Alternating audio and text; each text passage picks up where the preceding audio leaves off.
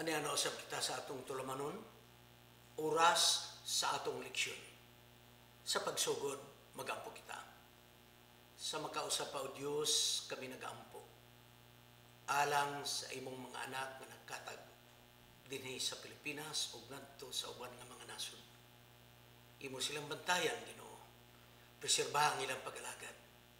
Panalanginan mo ang ilang mga panimalay nga ilang girepresentahan. O kinaamong pagtuon makadugang sa among pag-alagad nga kaligon.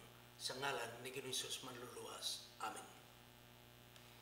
Ang atong S&S Media Ministry nagapadayon sa pag-alagad sa espirituhanong panginahanglan sa mga katawan sa Diyos. Sama sa nandan nga akong gikutlo, si kanhi Secretary sa Department of Education, Leslie Lapos. Education is solution. Mga kaigala, mga kaigsunan. Kung ato kining i-transpose ngadto sa religious education, kiniusab mga kaigsunan, makahatag og solusyon. Sa mga kagulanan, mga kasakit, mga kaluya, mga discouragement, mga fanaticism o legalism. Once nga kita spiritually educated mga kaigsunan, kini makahatag ka natong giya. O kining atong pag-alagad, atong ampingan, nga sa bisag unsay mahitabo, kita sa kanunay, magatindog nga maligon, excuse me, sa atong pagtuo. Nagingon ang komentarista sa radyo, nga bantugan nga niyas Cagayan de Oro City. Ang lungsod nga nasayod, mao makapaligon sa demokrasya. Apan ang lungsod nga nagapasagad, makapukan sa kagawasan. Kinahanglan nga kita masayod sa espirituhanon nga pagtulunan. Mao nga karon nga simanaha, ang atong pagatunan behind the mask. Ang luyo sa maskara. Maskara nga kaigsunan na mo'y atong pagatunan. Ang teksto sa Proverbs chapter 25 verse 6 na gayon, do not exalt yourself in the presence of the king, and do not stand in the place of the great. Ayaw ipalabaho ang imong ituboy, ang imong kagalingon at ubangan sa hari. O ayaw pagatindog diha sa dapit sa mga dagko ng mga tao. Proverbs ni. Buti pa sabot, ayaw pagpakaroon ingnon nga ikaw taas usab. Ayaw pagpakaroon ingnon nga ikaw halang dun usab. Abi ninyo, ang yawa dili mo atubang kanato sama sa naay mga pictures, mga illustration. Nga yawa dunay sungay, dagko o dalunggan, may bangkil, unya, nagdiwalwal ang dila nga nagkalayo, higala, dili mo atubang ang yawa sa matagos sa kanato sa inguna ng hulagway.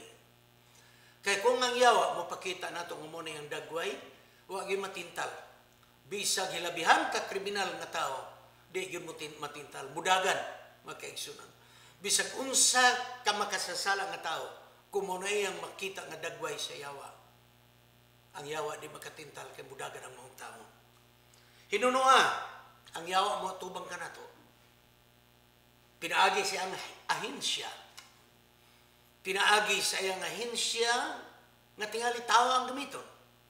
Ang sinultian matamis, daw makahatag og kalipay, sama sa pagtintal sa yawa kang adan, kang iba dito sa tanaman sa Eden, nga mga nindot kaayo nga pinulungan. Magpakita ang yawa, pinaagi siya mga hinsya, nga matud pa sa 2 Corinto, Kapitulo 11-14, nga magpakita siya nga daw manulunda sa kahayan. Kini mo'y atong bantayan. Daw manulunda sa kahayan. Ang buti pasabot mo, nga ang yawa magtakuban. Ang yawa magmaskara. Kay magpakita siya nga daw malunda sa kahayan. Apan niya pagtintal mo, sa di nato mamatikdan. Tintalon ta sa atong kaugalingon. Nga atong gihunaw-huna nga kita mao, pero di ay sa tinud-anay dili mao. Akong balikon ha, ang yawa magatintal ka nato. No say di nato mamatikdan. Nga hatagan kitag pagbati nga daw kita mao apa sa tinuod dili kita mao. In other words, kanang presumption o assumption mga kaigsunan.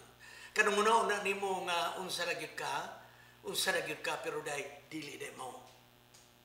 Mao ni ang dako nga limbong sa uban. Gilimbungan nato ang uban. Apan labaw sa tanan ang atong gilimbungan ang atong kaugalingon. Busa atong bantayan unsa ang atong gisulti sa uban ug bantayan usab nato unsa ang gisulti sa uban nga atong nadungog nga wala tay maayo nga pagsusi ug mihatag-tag interpretasyon. Mao nga nagingon si Ginoong sa Mateo 10:16, "Tan-awa ako kamo gipadala ingon nga mga karnero taliwala sa lubo, busa magmaalamon kamo sama sa bitin ug magmalumok kamo sama sa salampati." Okay? Ang Dios dili matugkad. Nasayop na niya na. Ang Dios katingalahan. Niya mga butang sa kalibutan nga matingala ta. Akong isayop kanimo kining akong katingala nga mubo kaayong paglantaw, nalipay ko apan natingala ko. Pananglit ha? Pananglit. Sa ubos lang akong pangisip. Malingaw ko magtanaw ng computer mga kaigsunan. Ubas katingala. Mahimong typewriter. Ha? Mahimo usab nga salida. Mahimo usab nga recorder. Tanaw ra na ha? Tanaw. Kanang fax machine. Tanaw ra. Imong ipadala ang dokumento, madawat spikas. Dokumento na gina. Madawat spikas. Kini lang atong cellphone o iPhone or whatever. Tanaw ra. Makatawag, makatext, mudawat sa tawag, mudawat sa text. O gunya, mahimo nga kamera, makahimo sab nga salida. Sa nag-imbento di na katingalahan, apan alam ka na ako nga yano nga tao, grabe na ako nga pagka-amuse. Igala mga kaigsunan. Kung matingala kita sa mga pangitabo sa kalibutan, sa kauswagan sa teknolohiya o siyensya, doon sa pagka ang misteryo sa Diyos, mga kaigsunan. Mao nga sa Proverbio 25, versikulo 2 ug 3, ang Diyos nagtago sa mga butang, ug dili nato masukod ang iyang gihabugon, ug ang iyang giladmon. Kining atong nasabtan mahitungod sa Diyos is very surface. Naaragin sa ibabaw ang atong naibuluan. Mao nga ang usa ka theologian nagbahin sa kinaiya sa Dios. Gitawag niya mga kaigsuonan og Dios revelatos o Dios absconditus. Ang Dios revelatos kanang gipadayag sa Dios nga atong nasabtan. Ang atong nasabtan mo gugma siya, maluluyon ug uban pa. Ang Dios absconditus kanang di nagyud nato masabtan, bisagikan, kanang sa nagsugod ang iyang existence, nga nung mahibalaw siya sa tanan, mao na ang di nato masabtan. Apan usa ka butang mga kaigsunan mga kagalahan. Sa yano ug surface nga atong nasabtan mahitungod sa Dios. Kining atong knowledge sa pagkasayod mahitungod sa Dios, igo na alang sa atong kaluwasan. Ayaw na tugkara katong kalawom nga kinaya sa Dios kay wala na kinahanglanan sa atong kaluwasan. Akong balik ko na ang atong surface nga nahibaloan na itungod sa Dios. Ang yano ug sinsilyo nga atong nahibaloan sa Dios. Igo na kini alang sa kaluwasan. Di natamagtugkad ni atong dili matugkad kay wala na kinahanglanan sa kaluwasan. Ang hari sa yuta nag-ingon si Solomon, imong matugkad, imong masukod. Gani, mas maayo, matod pa ni Hari Solomon, nga ang tao nga nagadumala sama sa hari, ang iyang kinabuhi, kinahanglan, dayag kayo. Unsay katuyuan niya sa iyang mga ginabuhat. Ang atong leksyon nagapasantog na usab, the fool as wise. The fool as wise. Ang tao nga buang-buang, nga daw, maalamon. O kuyaw ni mga kaigsoon ha. Taong buang-buang daw, maalamon. May mga pangunaw na sa miaging panahon, gani hangtod karon na apa. Usa ka philosophy or filosofiya nga nagingon, the relative truth.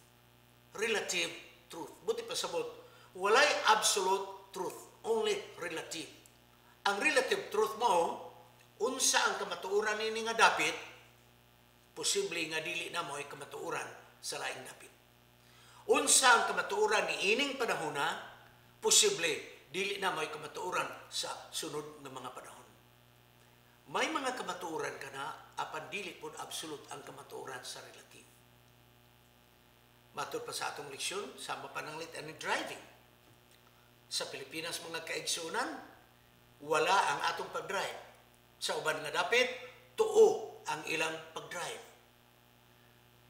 May mga butanga cultural, apan maghisgot ganit og mga moral issues. Moral issues means what is right and what is wrong. What is just and what is unjust. Kada gani mo itong hisgutan, ang kamatuoran is absolute. Kanang napulo kaso is absolute. Anywhere, anytime, it is absolute, mga kaigsunan. Mohinungdan nga dili nato ibasi ang pag-classify sa mayog dawtan sa insakto ug sayop pinaagi sa kultura nga background. Nganuman, kay dili kini mo'y kasiguruan. Apan ang pulong sa Dios nga mabalaang kasulatan, ang Biblia, mao kini ang atong pasikaranan. What is right and what is wrong. What is just and what is unjust. Anywhere, any place, any time. The truth in the Bible is absolute, mga kaigsunan. Mao nga mabala ka ba po taning uban, mga kauban natong Pilipino, sa pag-anhi dinhi, grabe kaloyal sa ilang kaminyoon. Pag-adto na sa ubang nasod, nga diin ang diborsyo ginatugot, ay, ang mga Pilipino, kopya-kopya po yun, o diborsyo. Bisan ang ilang pagdiborsyo, wala mapasubay sa bala ang kasulatan. Mao niya makasubok, mga kaigsunan. Apan gusto na ko ipahinumdum kaninyo, nga ang kamatuuran sa bala ang kasulatan is absolute. Absolute means, the truth is enforceable anywhere, anytime, any place, mga kaigsunan. So, dili kita magsalig sa atong kaalam diha sa mga kultural nga mga aspekto. Ang kaalam atong isandig sa balaang kasulatan. Kaya ang taong buang-buang nagsalig sa ilang gituhan nga kaalam.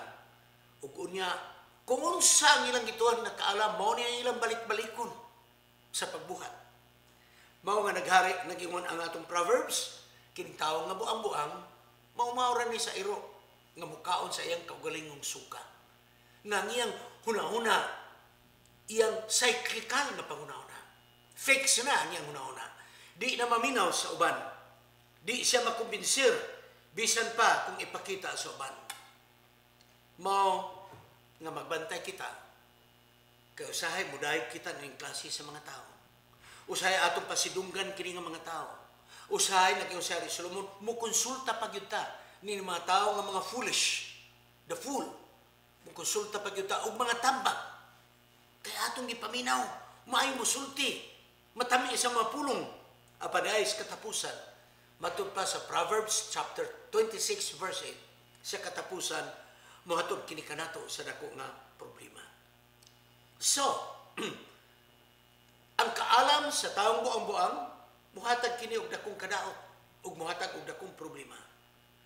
Kay ang buang-buang, hilabihan gayud kabuang, kay wala sila masayod sa ilang kabuangan. O ganahan ko na nga sinultian, very witty na sinultian sa atong leksyon. Ang mga buang-buang, hilabihan gayud kabuang, kay wala sila masayod sa ilang kabuangan. Atong sabton, nga wala gyud sa katawo nga nasayod sa tanan. Wala. Adunay mga bahin sa atong pagsabot nga kinahanglan kita mutubo o makakaton. So si Hari Solomon nagahulagway nga kining tawo nga buang-buang magpakita nga siya maalam. Mahinungdan na siya nagtakuban luyo sa maskara, mga kaigsoon. Ang sunod nga atong isgutan mo kining tawo sa nga tapulan. Okay? Ang tapulan, matod pa sa Proverbs 26:15, nagbutang o naglubong siyang kamot sa plato. puno sa pagkaon. Apan tapulan siya maghungit, balik siya baba. No? Bisan sa paghungit, tapulan gyapon. Grabe nga pagkasulti. Ang tapulan mangita og daghang mga pasumangil. Sama sa usa ka estudyante. Mukugi kung unsaong pagpangupya, nga waniya hunahuna katong oras nga gigamit niya sa paagis pagkupya, magamit to niya sa pagtuon. Na ako'y classmate kaniadto sa college pa ko, dili sa Mount of College, dito sa Lain. Nag-eskwela ko sa Lain na tulungan. Pastilan. May babae nga akong classmate, kamayor bagyo tagbarog. Nasakpang magyud sa akong teacher sa chemistry. Nga ma-formula sa chemistry, gisulat niya na ng stockings bitaw, na kanang abot gyud sa paa. Dito niya gisulat ang mga formula. Hala, gisulat niya pino kaayo. Niya iyang wakisong ginagmay na mulili nasakpan sa maestra. Ama kong yun na, katong panahon nga iyang gisulat, katong mga kopya, mga kaigsunan ko, iyan na lang itong gituon. Mas mayo. So, ang tao nga tapulan, ingon ini. Kung naay isugo kaniya, kung siya itubag, naay liyon sa dalan. Figure of speech kini ha? Sambingay kini nga sultan. Ang iyang pasmangil, naay liyon sa dalan. Busa na sa Solomon, kung imong ablihan ang iyang kwarto, ang iyang lawak, imong makita nga naghagok siya katulog. Nga naman, dili mo trabaho kay naay liyon sa dalan. Ang taong tapulan, daghang pasumangil. Init ang adlaw, naay ulan, kapoy, mo na hinungdan nga dili mo trabaho. Mga liyon sa dalan. Higala mga kaigsunan, kung tinuod man, so to speak with open and close quotation, nga naay mga liyon sa atong dalan, dili kini makapakgang sa atong mga plano sa kinabuhi. Gikinahanglan magbatong kita og kadasig ug kaisog ug usa natog likay ug usa natog sulbad kanang mga liyon nga nagaatang kanato sa dalan. Nagingon ang atong leksyon mga kaigsunan. Ang tao nga dili matubang og risgo sa tunok, dili makatanom og bulat nga rosas. Kay ang imong itanom, lawas man sa rosas nga adunay tunog. May risgo nga matunukan ikaw, apan ang resulta nana ang kahumot sa rosas mga kaigsunan. Kung dili kita mudawat og risgo mga kaigsunan, sama sa tao nga tapulan, nga palabihon ang pagkatulog, palabihon ang pagpahulay. Kay dili siya morisgo sa mga challenges sa kinabuhi. May mga tao, mga kaigsunan, pananglit, may akong kaistorya, kanang mga homeless sa Amerika, pastilan, na ikwarta nga ilang madawat gikan sa gobyerno para sa ila, igo na na. Diha na sila mga tulog magabi. Nangutana ko, unya saan na pagkatulog ang lamok na pastora, ang ilang moskitero, bino. Muinom lang na sila maghagok, bala pagtabangan sa lamok. Mga insaktong pag-una-una. Apan dili makamao mo atubang sa mga risgo sa kinabuhi. Dili makamao mo atubang sa mga liyon sa dalan, mga kaigsunan. Apan ang labing mapait nga tapulan nga tao, kanang utok nun nga tapulan. Kanang dili gusto muuswag ang iyang kaalam. Dili mamasa sa mga balasahon, dili mamati sa mga maayong programa, dili maminaw sa tambag, kini mo'y ginatawag utok nung katapulan. Kay para siya, husto na, tama na ang iyang nibaluan. Para sa iya, di na siya mamati sa uban, kay tama siya mga kaigsunan. Kini mo'y mapait nga kahimtang sa tao. Kaya nag-ingon si Hari Solomon sa Proverbs. Kining tao nga natapulan, bisag pito pa ka mga maalam nga mga tao, pito ka mga maalam nga tao. Ang magtabang kanis pagtambag, walay pagtambag na iyang dawaton. Siya nagunahuna nga naara kaniya ang tanang tubag sa pagkatinuod. Ang tao nga nagunahuna nga naara ang tanang tubag kaniya sa pagkatinuod, walay tubag gikan kaniya.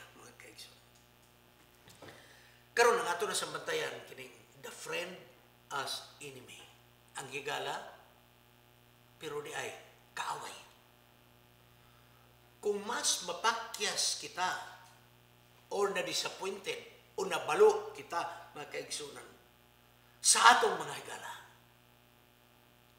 Tungod kay nag-expect mangud kita nga ang atong higala mga maayo ang iyang buhaton kanato. Then suddenly atong nakita, gibuhat ni sa akong higala. Mas maayo pa nga ang nagbuhat ka nako kaaway kay dili pa sakit sa akong buot.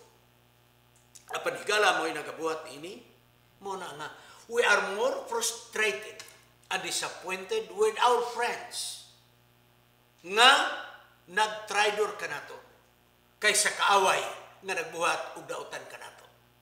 Kaya ang kaaway expected nga magbuhat og dautan. Apan ang higala expected nga magbuhat og maayo. Then suddenly nagtraidor. Sakit kaayo sa atong buot nga ang higala mo'y nagbuhat sa dautan.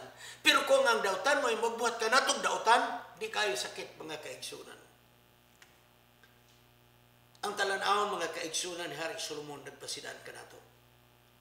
Nga usahay adunay higala nga ang batasan daw kaaway. Ug naay kaaway nga ang batasan daw higala. Ato ning ha?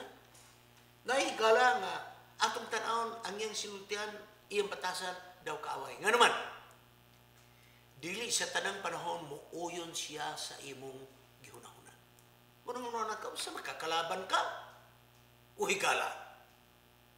Dili sa tanang panahon mo suportar siya nga iyang nasabtan nga dili mayo. Muna imong giisip, kining higala, muram ni kaaway. Sa pikas nga bahin, naapoy tao nga imong gihunahuna nga higala pero dahi kaaway. Nga naman, ulog-ulogan ka, uyon-uyonan ka, uyon-uyonan ka. Mao ni mga kaigsunan, mga kagalaan. Kay kung naay higala nga mubadlong ka nato, masakitan ta, murang atong giisip nga kaaway. Pero naay tao nga atong gihunaw na kaaway, pero maayo mong musulti. Maayo musulti. Nga naman, kay ginauyonan ka, wala ka ginasupak. So higala mga kaigsunan, kanang imong higala, nga dili makamao mo badlong kanimo sa pagkatinuod kaaway ka na. Apang kining tao nga imong giisip nga kaaway, kay di yun muli mo prangkag yun mong sulti, kung di siya makauyon mo, musupak yun. O itanaw niya nga ang imong plano, ang imong gibuhat ni Mayo, badlungon yun kaniya, higala. Mao ni ang kaaway na higala, mga kaigsunan. So, unsa nga klase ikaw na higala? Nga bisa na ibalo ikaw, nga dili mayong gibuhat sa imong higala, di ka musulti ngadto kanayon. You are not a friend. You are not a friend. Kung di ka musulti kaniya sa imong nasabtan o imong nabaluan nga dili mayong yang gibuhat, you are not a friend, mga kaigsunan. You are not a friend. Ug unya, nahibaluan nimo nga iyang gibuhat dili mayo. Ang iyang plano dili mayo. Apan imo siyang suportahan, you are not a friend, mga kaigsunan. You are not a friend. Ano na risgo sa pagkikigala nga mo prangka ka og tambag? Nga naman, tungod manggod, kay sahay, mo appear kini o tan-awon nga ikaw very judgmental, ikaw kining madali-dalion, ikaw murag gasupa kanunay. Mao nga nagyo si Hari Solomon sa Proverbs 27:17, nga putaw ug putaw kung imong ibag-in, muhait kini sa usa ka putaw. Busa ang tambag, kung imong dawaton bisag masakit, kini nakaayo sa gitambagan ug nakaayo sa nagtambag. Nga naman, na-maintain ang ilang friendship, mga kaigsunan. Kung dawaton kini nga maayo, makadugang sa kalikon sa panagigala. Bisan supak sa imong kabubuton, apag gisultihan ka sa tinuod, ug unya ikaw na minaw, nakapaligon sa inyong panagigala. Ang tao nga nagalumlum ra gyud sa iyang kaugalingon nga hunahuna, ug dili makadawat og hagit, ug dili makadawat sa hunahuna sa uban, dili motubo ang iyang kabalo ug batasan. Ang higala ingon nga kaaway matud pa sa Proverbs 26:17-23 atong bantayan. Kaaway apan imong gihigala. Ani ang mga pasidaan? Ayaw paghilabot sa dili nimo away. Kanang dili bitaw nimo away, ayaw paghilabot. Ayaw sugnuri ang nagkalayo sa mga away. Tanawa, Kay kung imong sugnuran ang maong nagkalayo nga away sa imong higala, you are not a friend, you are an enemy. Bantayan mo ang higala nga nagdugang og daot sa imong kaaway, kay kini nagsugnod sa dugang pa nga away. Ang iyang gihimo mora sa nagbutang siya og binugha nga kahoy sa daog sa kalayo. Kay ato ko ganang i-explain og maayo. Imong giisip ni nga kaaway. Imo siyang higala, pero wa ka kabalo na nimong kaaway. Nga naman, na kay away. Giaway nimo ang usa ka tawo, kay ikaw mo giaway. Niya imong higala. Dauto niya ug dugang katong imong kaaway. Nagiyon siya rin Solomon, kana mo'y dili nimo higala. Higala na nimo nga kaaway. Kay imo iyang gisugnuran ang imong kasuko sa imong kaaway. Ang tinuod nga higala mo, dili mo dugang sa kasuko sa iyang higala ngadto sa kaaway. Kay sa panahon nga kining imong higala gihunahuna, nga mudaot og dugang sa imong kaaway, nagiyon siya rin Solomon, sa marasa nagdugang siya og sugnod sa kahoy sa nagdilaab na nga kalayo. Subantayan nimo ang mga dila nga matamis nga mulito. Gabasin adunay dautan nga nagapahipi og nagtago nga mga motibo. Mga politiko nga gustong mudaog sa bisag unsa nga paagi. Mga ahente nga nagbaligya nga gusto mo ginansya sa bisag unsa nga paagi. Mga palikiro, mga playboy, nga mudani o maayon sa mga babae, kining klase sa mga tao, nga ilang buhaton by all means, nasayod sila kung unsa ang gahom sa ilang mga sinultihan. Nahibulot sila sa gahom sa ilang sinultihan. Proverbio 26:23. Ang puntos pasidaan mo, mag-amping kita ug dili dayon tamutuo sa mga matangis nga sinultian. Kay may mga tao nga maayo ang sinultian sa gawas, daw makakumbinsir, daw sinsiro, daw matinagdanon, apan di ay lahi ang naa sa sulod siyang pagkatao nga wala makita sa dayan. Karon lang bag-o na nagpatambag ka nako, maluoy ko. Usa ka dalaga nga napabuntisan sa usa ka lalaki. Ang dako nga problema mao, gisalikway siya sa iyang pamilya. Nagpatambag nako kung saan na niya pagpanganak na siya mag-inusara. Mga ginikanan, musadra ko gamay. Magatambag ako kaninyo kung naay mga sitwasyon na ingon ini. Palihog ayaw ninyo dugangi ang kamalas-malasan sa anak ninyo nga nahitabo. Kada mo yung tadi tamudawat, kaya nahugawan ang atong pamilya, mga tanak ko ninyo, kisa ba dahil hinlo nato sa tubangan sa Diyos. Ayaw dugangi ang kasakit nga nagyan sa inyong anak. Dawata siya. Dawaton dili ingon nga makasala, dawaton ingon nga anak, mga kaigsunan. Ug akong gipangutana, nagpatambag ka na ako nga lalaki, nganong nahitabo mo po ni? Matod pa niya. Wa magyo ko masayod, abi man ako ang tanay ang pasalig maayo. Only to find out nga di ay, usama siya ka, maldito na lalaki. You see? Matakis nga sinultian, mga pasalig na dala, mga kaigsunan. Apan, niya ang duha ka kamaturan. Sa ginagmay ug sa dinagko, bisag usaw na itong amping, mabiktima ta, nini mga tao nga nagtakuban. Sa ginagmay ug dinagko, biktima ta. Usa na kakamaturan. Ikaduha nga kamaturan mo ni, sa ginagmay ug dinagko, kita usab mo oy nakabiktima sa uban. Kay gamay o dako, misulti ta ngadto sa atong sikataw, apan dili na mao ang tinuod nato nga pagkamaw. Tamis ang atong sultihan, apan sa luyo nagdilaab ang kasuko. Kada deg magreconcile ta. O sige igsoon, husay na mo. Oo, pastor, kalimtan ta ng tanan.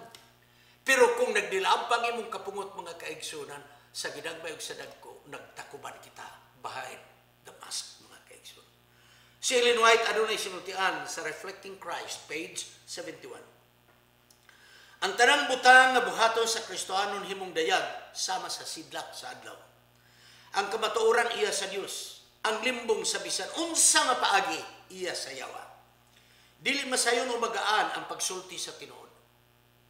Dili masayon o dili magaan ang pagsulti sa tinuod. Dili kita makasulti sa kamatuoran kung wala kita masayod unsa ang kamatuoran. Sa makadagan, ang daan ug humanang hunahuna og preconceived idea. O adunay mental bias. Dili insakto nga kahibalo ug sayop nga paghukom nakababag sa insakto nga pagsamot sa mga butang nga unta insakto nga atong pagabuhaton. Dili kita makasulti sa kamatuoran gawas kung kanunay gigiyahan kita niya kinsa mao ang kamatuoran. Aritas pagtapos. Maskara. Ang maskara mga kaigsunan nagasimbolo og nagtakuban. Nagpakaron-inon. Ang tao nga nagmaskara, dili kita makaila kinsa ang atong higala o kinsa ang kaaway. Nga naman, nagmaskara. Kaya dunay atong giisip nga higala, pero di ay maura ang traidor kanato. Aparay usab atong giisip nga kaaway, tingala tungod kay dili magpanukos pagbadlong kanato. Dili sa tanang panahon muuyon kanato, apan di ay maayo ang iyang tuyo. Wa po nimo siya maili. Apan ang makuyaw og malisod, maila ka nang nagmaskara. Ingon nga higala ang mga sinultian. Puno sa katamis dahil limbong sa katinudanan. Nagmaskara. Matamis ang sinultian. Mga nindot ang mga sugyot. Pero dahil nagpaluyo, pagdaot ka rin. Warita sa practical application. Literal o spiritual na application. Tungod kaya ang uluhan sa atong lison, nagmaskara man, muna ang pasidaan na atong pagkatanaw. Warita sa literal application. Maskara. Nagtago sa naong busa dili mailhan kinsa siya. Sama sa mga masquerade ball, mga kaigsuno, masquerade parade, magmaskara, di ni mo mailhan mga kaigsuno. Mao nga naay higala nga di ay kaaway, ug naay kaaway nga di ay higala, kay wa nimo makita ang katinudanan. Nagtago usab sa motibo, dili nimo makita unsa ang motibo. Apan sa kadugayan, imong masabtan nga ang kadaot di ay mao ang imong padulngan. Morita sa spiritual application. Daghan ang nagmaskara nga mga nagdala kunuhay og kamatuoran. Pero apostasya na ay ang gidala. Mga panatiko, mga legalismo. Ug unya makumbinsir ang mga katawhan tungod kay lumumusulti, hinay musulti, bisag imong debatihon, bisag imong insultuhon, di pod motubay nimo, wow, makaingon mo, very spiritual. Daghan ang nadala niini, ako na sa iran. Nadala ngadto sa bukid. Namuyo sa bukid, kauban nining ilang pangulo. Tukun kay matud pa nila, maayo mo sulti ang maong nagdalas minsay. Unya, doon na pagyoy, modus operandi niining mga tawhan nga nagdala og mga mini nga pagtulunan. Maghakot na sila o kinarton ng mga sinulat ni Ellen White. Grabe, ibutang diha. So, imo sila, iyakang gikumbinser mga kaigsunan nga siya nakabasa na niining mga libruhan nga kinarton. Ibutang diha na. Ako nang gisulti tungod kay may ako na panidan. Ibutang nila sa ibabaw sa labisa. Ang Adventista po ng taon, na limitado po ng namauhan. Tanaw sa libro aran ng daghana.